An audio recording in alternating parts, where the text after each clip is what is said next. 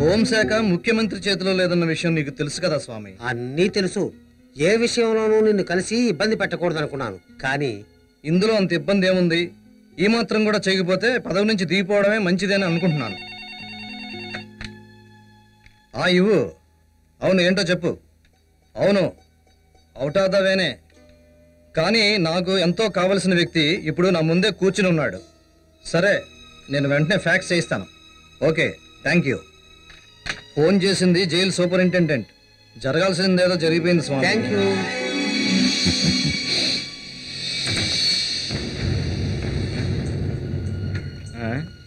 నువ్వు వచ్చిన వారానికి నీకు పెరోల్ వచ్చింది. నీకు సీఎం ఆఫీస్లో మంచి ఇన్ఫ్లుయెన్స్ ఉందని నేను అనుకుంటున్నాను. అంత లేదు సార్. అయినా నేను జైల్లో ఉన్నా బయట ఉన్నా ఒకటే సార్. వెళ్ళు వెళ్ళు. ఒరే సుబ్బు, ఏంట్రా జైలు కూడా సరిగ్గా చిక్కిపోయావు? ఇప్పుడు నువ్వు వచ్చావు కదా, పద పద. అయినా నువ్వు ఇక్కడికి వచ్చావేంటి? అన్నయ్య వాళ్ళ నాన్నగారికి జైలు ఇవ్వడానికి వచ్చా.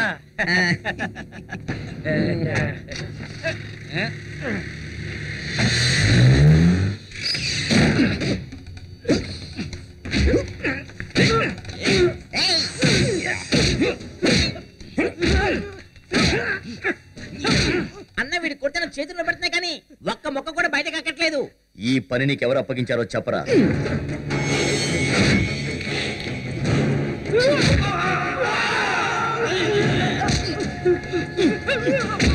నేను చాలా కష్టపడి నీకు పెరోల్ ఏర్పాటు చేశాను. నీ నోట్లోంచి 2 నిజాలు కక్కించాలని, బన్నీ పాలను చంపింది నువ్వేనని. ఆ పని నీకు ఎవరు అప్పగించారో ఆ 2 నిజాలు చెప్పాలి. చెప్పరా.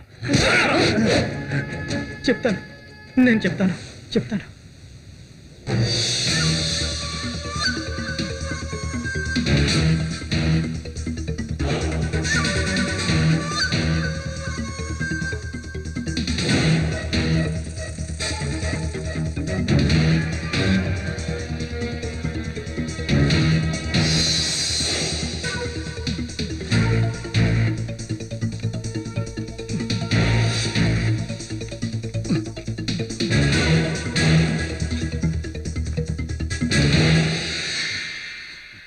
ఎవరు నువ్వు? ప్లంబర్ను సార్. నీకు ఎన్నిసార్లు ఫోన్ చేయాలరా? పైన బాత్రూమ్ బ్లాక్ అయిపోయి వారం రోజులు అయింది. బన్నీ బాబు గారు రోజు తుడుతూనే ఉన్నారు. ఇంకా నిలబడంటే అలాగే సార్.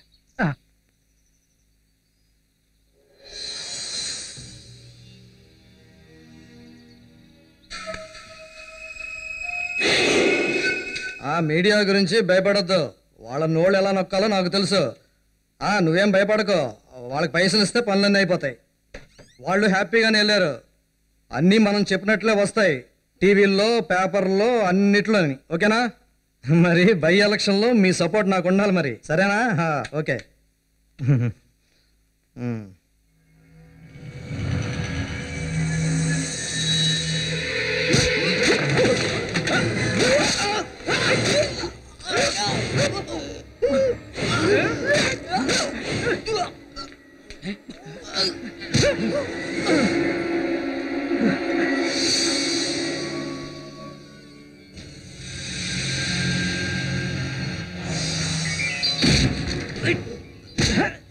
ఎక్కడ కూర్చోరా ఎదవా.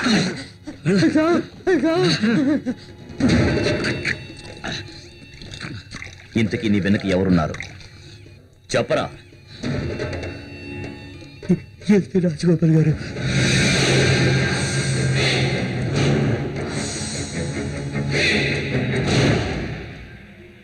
I can't believe this. సంఘటనా స్థలంలో దొరికిన కత్తి మీద రక్తపు మరకలు ఉన్నాయని ఎఫ్ఐఆర్ లో రాసినప్పుడే నాకు అర్థమైంది పోలీసులు ఆడుతున్న డబుల్ గేమ్ గురించి. బట్ దాని వెనుక ఇతను ఉంటాడని నేను ఊహించలేదు. ఈ పాల్ సార్ కొడుకుతో వాడికి ఎందుకు శత్రుత్వం? డైరెక్ట్ ఇన్వాల్వ్మెంట్ ఉందని నేను అనుకోను. ఒక బ్రోకర్షిప్ అరేంజ్మెంట్. ఐ మీన్ డబ్బు కోసం ఒక హంతకుని అరేంజ్ చేసిన బ్రోకర్ అన్నమాట. డబ్బు మీద ఆశో, లేక బంధుత్వమో, లేక ఇంకేదైనా లాభం ఉండొచ్చుగా. నాకు హెడ్ఏక్ వస్తుంది. ఒక 90 వేస్తే గానీ సర్దుకోదు. ఇప్పుడు గుర్తొచ్చింది. నూజివీడులో ఓ మామిడి తోటను ఈ రాజగోపాల కొన్నాడని న్యూస్ వచ్చింది. తోట అంటే 8 ఎకరాలు? తక్కువేం కాదు, ఓ 25 ఎకరాలు ఉంటుంది. దానికి వాడికి డబ్బులు ఎక్కడవి? రవి, నేను దాని గురించి తెలుసుకోవాలి. ఎంత కొన్నాడు, ఎవరి దగ్గర కొన్నాడు, ఎంత పని? డేవిడ్, జైల్లో ఆసిడ్ అటాక్ చేసిన సంఘటన ఉంది కదా, దాని మీద జైలు వార్డెన్ వివరణ ఏమిటి? వాడి మాటల్లో నిజం లేదు సార్. మీరు అంటున్నది అది ఒక మర్డర్ అటెంప్ట్ కావచ్చు. ఎస్. ఆ విధవ లాయర్ గాడికి ఎంత ఇవ్వాలో ఏమిటో ఏం అర్థం కావడం లేదు. ఎంత ఖర్చు అయినా తప్పదుగా మనకి. నువ్వు అమ్మాయిల మాకు చూస్తూ పేపర్లు పడేకు అన్ని ఉన్నాయో లేవో చూడు. అలాగే. సరిగ్గా ఉన్నాయి కదా? ఉన్నాయి. ఏంటి మిసమిసలాడిపోతున్నా? జైలు ఫుడ్ వంట పట్టిందనుకుంటా. ఉయ్యకు కట్టడు పళ్ళు ఊడిపోతాయి. ఇక ఎడదామా? ఏం మాట్లాడుతున్నావు? సిగ్గులేదా నీకు? పోలీసులు పట్టుకుని కొడుతున్నప్పుడు, కోర్టుల చుట్టూ తిరుగుతున్నప్పుడు ఒక్కడు కూడా ముందుకు రాడు 10 పైసలు సాయం చేయడానికి. ఎదిగోని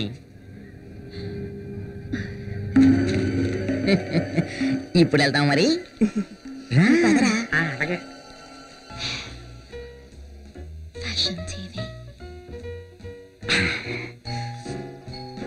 ఎవడాడు మూడ్ లో ఉన్నప్పుడు చెడగొడతాడు.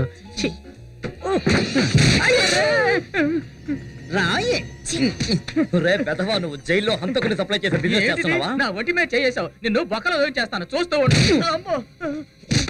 రే దీన్ని ఇక్కడికి ఈడ్చుకొచ్చినా నీకు ఇంకా విషయం అర్థం కాలేదా?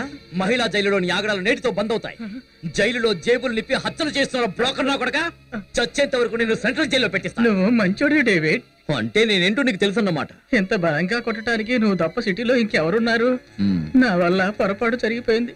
నిజాన్ని చిలక పలిగినట్టు పలుకుతా. నేను అప్రూవర్గా మారిపోతా. దయచేసి నన్ను వదిలేయండి.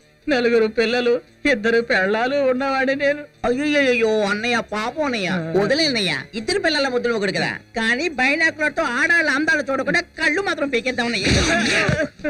చిలకలాగా అన్ని చెప్తానన్నానుగా, ఇంకా కొట్టడం న్యాయంగా ఉందా చెప్పండి?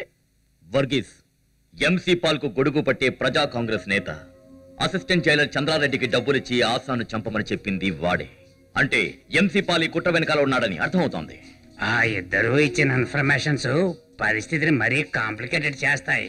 అవును, మన రాజగోపాల్ కొన్న తోట సిటీ కాంగ్రెస్ నాయకుడు కన్నయ్య బావమరిదిది.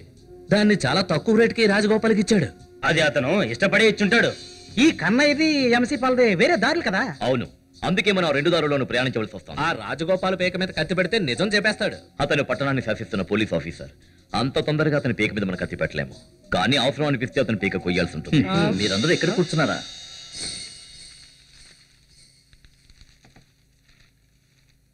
అదేంటి అందరూ ఊరికే కూర్చున్నారు? మందేమీ లేదా?